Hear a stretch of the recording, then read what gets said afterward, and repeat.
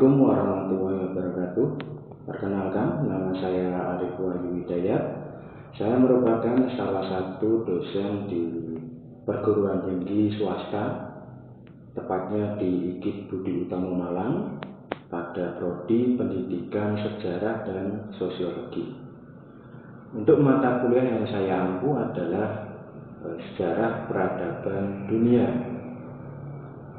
Adapun capaian mata kuliah untuk Sejarah Peradaban Dunia, untuk pokok bahasan dalam mata kuliah ini diantaranya adalah peradaban Mesopotamia, peradaban Mesir, peradaban India, peradaban Asia, peradaban Eropa, peradaban Amerika, serta peradaban Indonesia beserta kebudayaannya.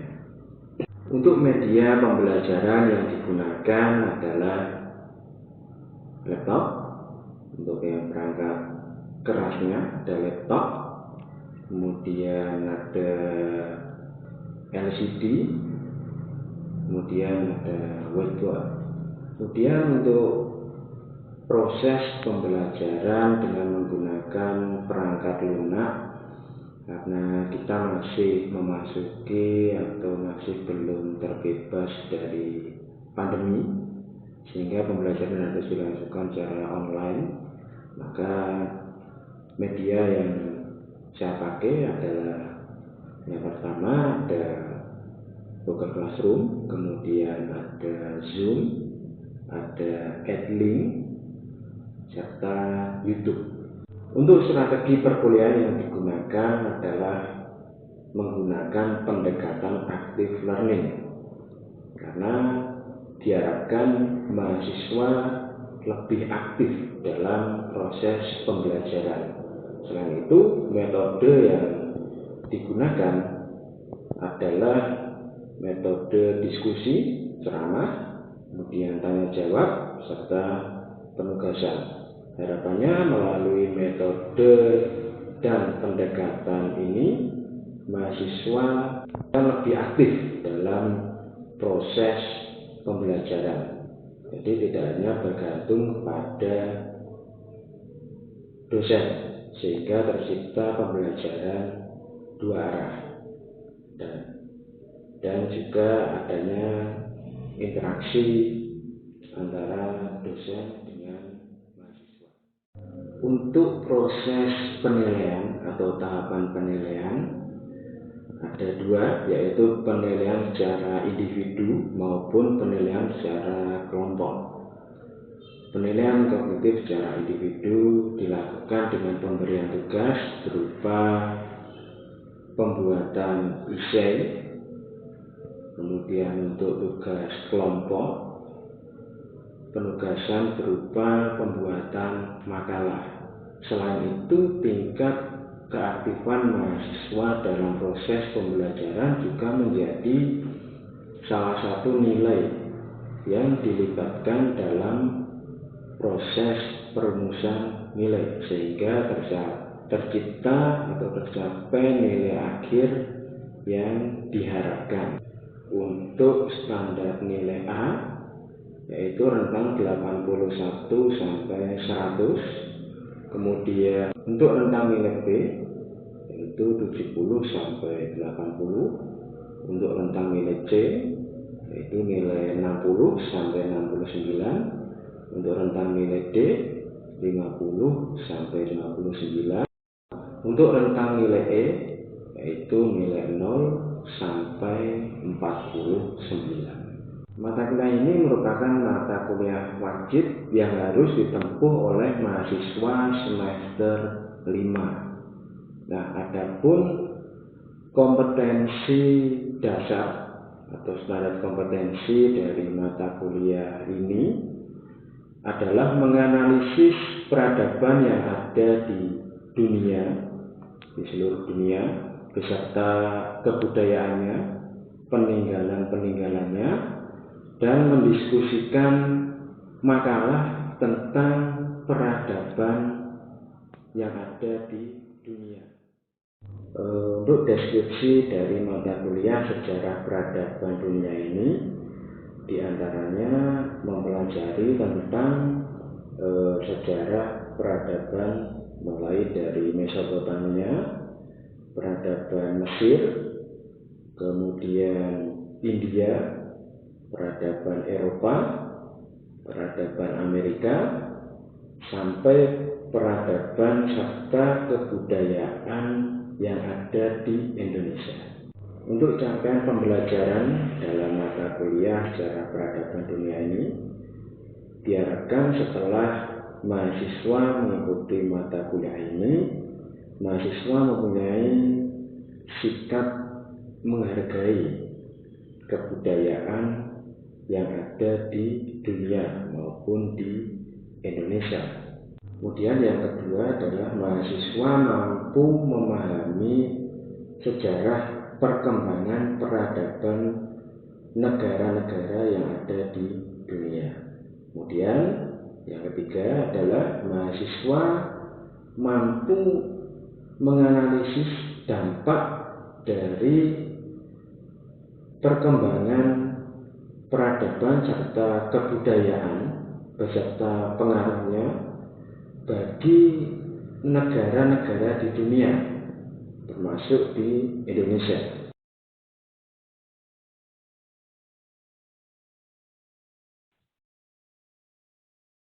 Oke, selamat pagi. Selamat pagi, Pak. Gimana kabarnya hari ini? Sehat Alhamdulillah baik. Untuk pertemuan hari ini kita akan membahas tentang kebudayaan Yunani.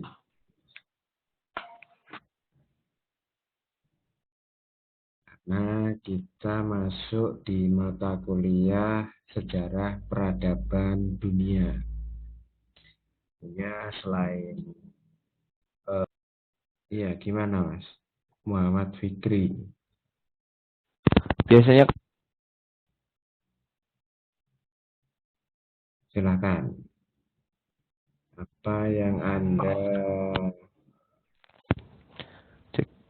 biasanya kalau kita dengar tentang Yunani biasanya lebih ke awal demokrasi, habis itu lebih ke dewa-dewa, habis itu Sparta gitu Pak yang udah ada filmnya. ada lagi mungkin apa yang ada di pikiran Anda atau gambarannya istilahnya?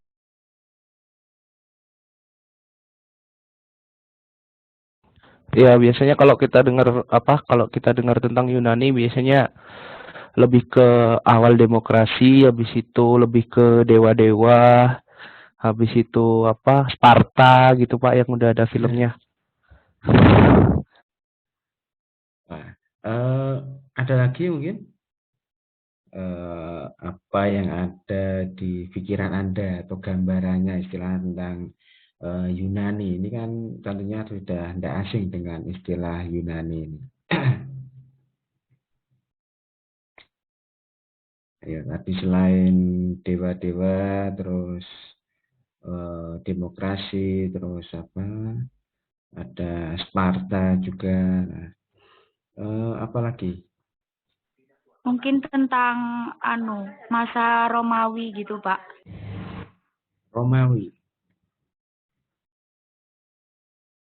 Oke, Romawi. Tapi nanti ada sendiri tentunya habis Yunani ada Romawi karena ini satu paket ini.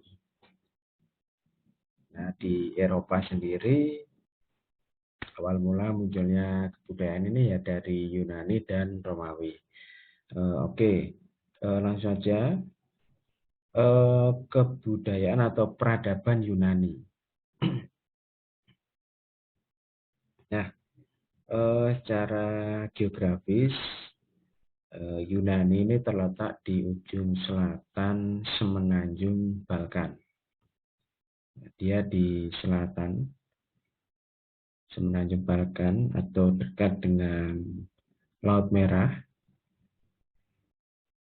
Kemudian keadaan alam dari bangsa Yunani ini terdiri atas pegunungan, tapi ada juga yang daerah lautan.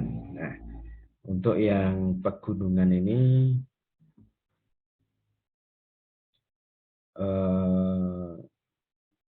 wilayahnya ini istilahnya terpisah atau dipisahkan oleh pegunungan. Jadi ada beberapa wilayah di sini yang dipisahkan oleh beberapa atau dipisahkan oleh pegunungan. Selain itu, iklim di sana atau di Yunani ini ada dua, musim panas dan musim dingin. Kalau di sini ya dua, cuma kalau di sini musim kemarau sama penghujan. Dan kebetulan ini masuk musim penghujan sudah. Kalau di sana panas dan dingin, musim panas dan musim dingin. Kalau dingin tentunya turun salju di sana.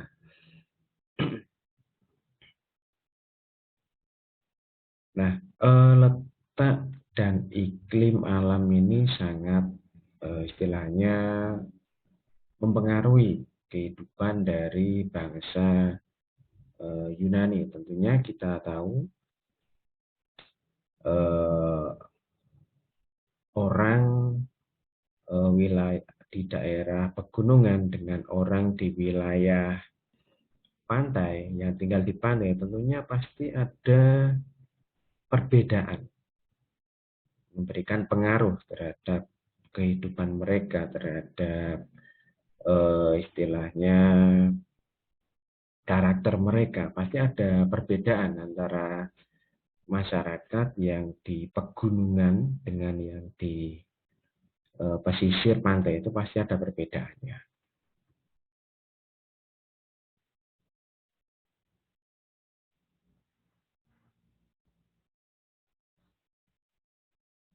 Nah, seperti di wilayah Laut Tengah ini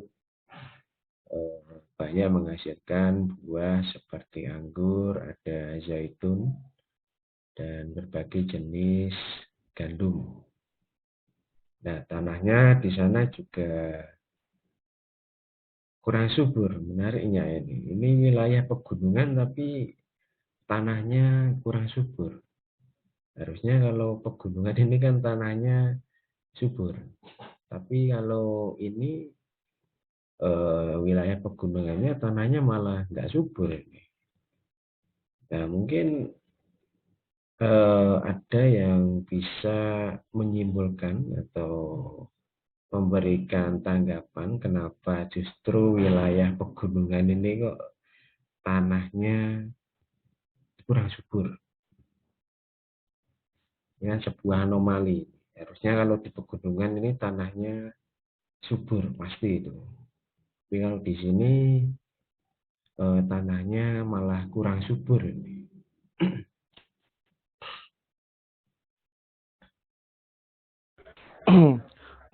Kalau menurut saya mungkin karena letak geografis Yunani tanahnya lebih banyak bebatuannya, Pak. Pegunungannya itu didominasi oleh batu-batuan sehingga sehingga tanahnya menjadi tidak subur. Berarti pegunungan yang dimaksud di sini adalah pegunungan yang atau condong ke bebatuan, gunung batu.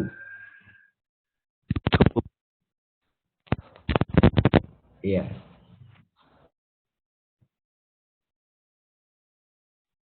Nah, mungkin pendapat yang lainnya dari teman-temannya lain. Saya, Pak. Ya. Mungkin saja tergantung jenis tanahnya juga kalau subur atau tidaknya. Walaupun itu daerah pegunungan, tapi jenis tanahnya yang berbeda juga berpengaruh juga, Pak. Terima kasih, Pak. dengan tanah yang berbeda. Walaupun Iya, di sana daerah pegunungan, tapi belum tentu memiliki kandungan tanah yang subur karena kandungan tanahnya berbeda. Oke, mungkin ada lagi.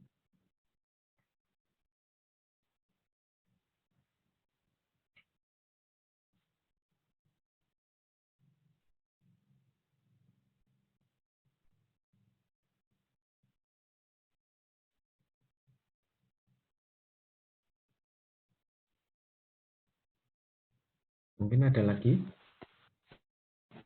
Silahkan. Silakan dikoreksi.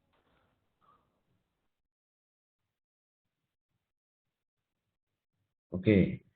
Nah, kenapa ini wilayah pegunungan tapi kok istilahnya tanahnya kurang subur? Yang jelas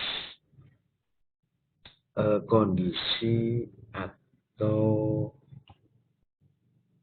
kondisi geografisnya jelas berbeda dengan kondisi geografis yang ada di sini, karena mayoritas kalau di Eropa karena dia musimnya cuma dua, musim panas dan musim dingin, tentunya sangat berpengaruh juga terhadap kelembaban tanahnya. Selain itu juga tekstur mereka atau lebih banyak wilayah yang berbukit atau batuan tadi, sehingga ini yang menyebabkan tanah di sana ini menjadi kurang subur. Nah, hal ini dapat dilihat dari mayoritas rakyat Yunani ini mereka profesinya sebagai nelayan atau mereka lebih banyak hidup di laut ketimbang di gunung atau memajukan yang mengandalkan mata pencarian dari bercocok tanam. Mereka mengandalkan hasil dari laut karena kondisi tanah mereka yang kurang subur tadi karena faktor iklim tadi dan juga kontur wilayahnya yang berbukit tadi. Sehingga ini yang menyebabkan orang Yunani menjadi istilahnya bangsa bahari atau lebih bergantung kepada kehidupan laut. Nah, kekeringan dan kemiskinan daerah di pedalaman Yunani menyebabkan penduduk bertumpuk di daerah pantai. Nah, justru wilayah-wilayah yang di pedalaman ini kering.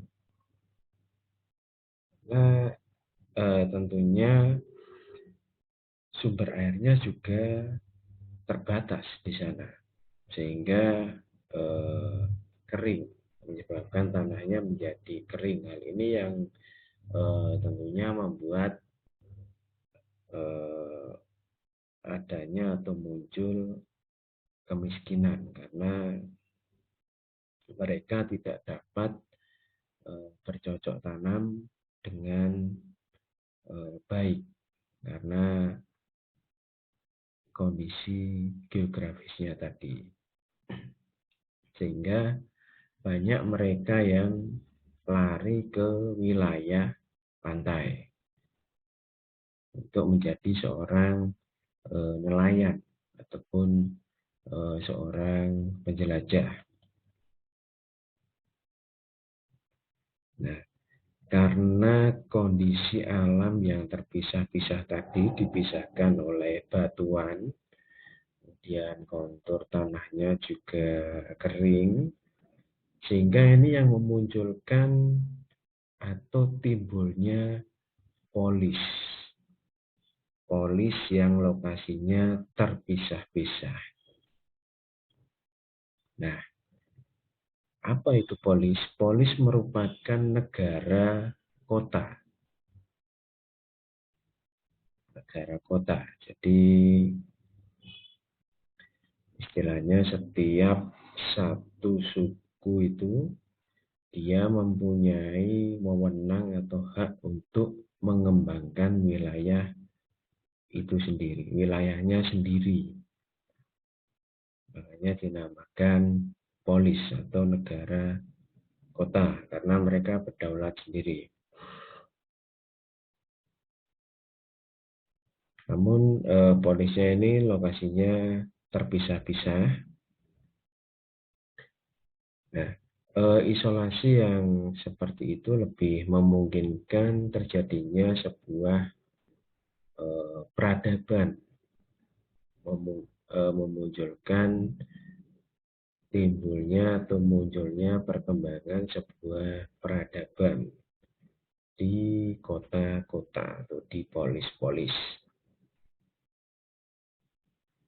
Nah, masyarakat yang mendiami Yunani kuno ini dibagi menjadi 3 bagian, yaitu bangsa Doria, kemudian bangsa Ionia, kemudian ada lagi bangsa Aeolia. Kemudian di sana atau di dalam kebudayaan atau peradaban masyarakat Yunani ini masyarakatnya terbagi menjadi tiga kelompok. Yang pertama adalah raja. Raja ini sebagai penguasa tertinggi. Kemudian yang kedua adalah para golongan bangsawan atau orang-orang yang menguasai perekonomian negara. Kemudian yang ketiga adalah rakyat. Nah, adapun negara kota atau polis ya yang terkenal dalam sejarah Yunani kuno ini ada bangsa Sparta, kemudian bangsa Athena, kemudian Thebe, dan juga Korinte. Nah, mungkin beberapa dari kalian sudah pernah mendengar istilah yang namanya Sparta, kemudian Athena. Ini sudah sering mendengar, terutama di film-film. Sudah banyak film tentang kebudayaan Eropa, khususnya Yunani dan Romawi. Banyak film yang mengisahkan tentang orang-orang Sparta, orang-orang Athena, orang-orang Yunani. Yang dikemas dalam sebuah cerita.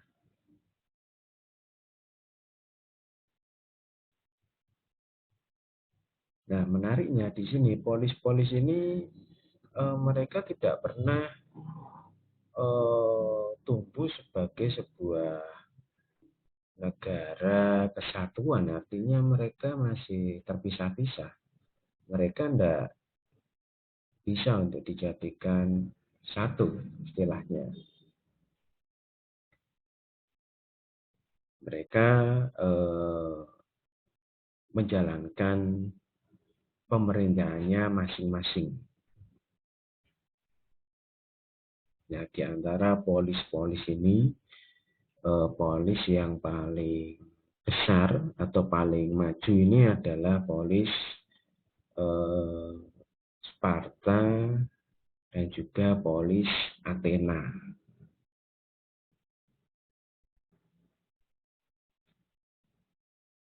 Nah, untuk yang pertama ada polis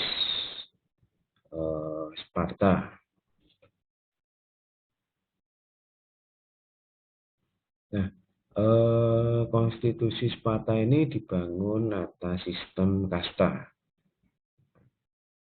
Sistem kasta.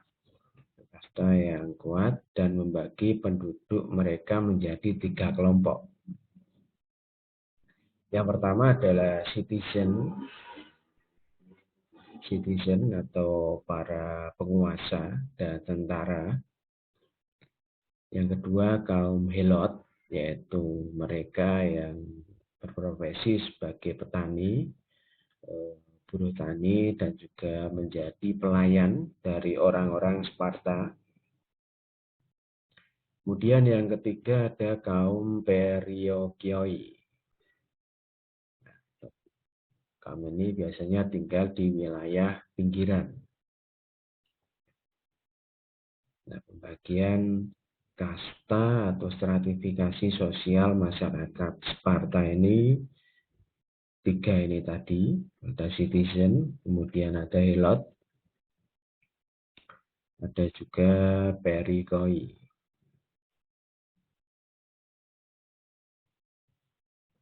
Nah, citizen ini merupakan keturunan dari para penakluk yang pada abad sebelumnya datang dari utara menuju Peloponnes. Jadi mereka merupakan keturunan orang-orang yang dianggap sebagai kesatria di sini. Citizen. Mereka keturunan dari para penakluk, atau istilahnya kesatria di sini. Nah, kemudian di Sparta ini, ketika ada anak keturunan orang Sparta yang lahir, anak ini sudah diawasi dan kehidupannya juga diatur oleh negara kalau dia dari keturunan orang Sparta. Berbeda lagi kalau dia bukan keturunan orang Sparta. Ada perlakuan yang berbeda tentunya. Kalau dia yang dari kelahiran Sparta, dia diawasi sejak kecil sampai dewasa, kemudian hidupnya juga diatur oleh kerajaan. Berbedanya dengan anak-anak yang bukan keturunan Sparta, mereka tidak pernah mendapatkan hal itu. Kemudian Lysistrus, ini seorang negarawan. Jadi dia yang mengatur seluruh kehidupan di Sparta. Semua perkembangan Sparta yang mengatur adalah Lysistrus ini. Nah, dan Lysistrus ini juga membangun Sparta sebagai sebuah negara militer. Artinya mereka lebih suka untuk bertempur dibandingkan dengan orang dari Athena.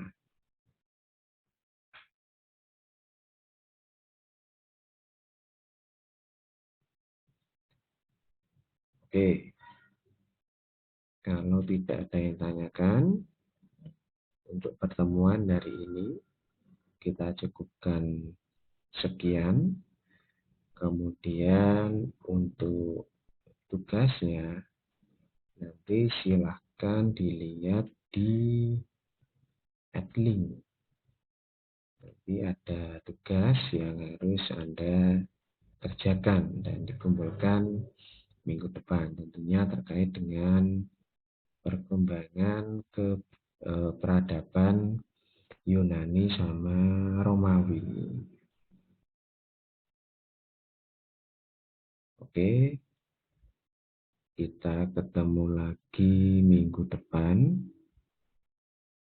Jangan lupa dibuka Edlink-nya. Oke, selamat pagi. Selamat pagi, Pak. Terima kasih banyak. Selamat pagi, Kak. Pagi, Pak.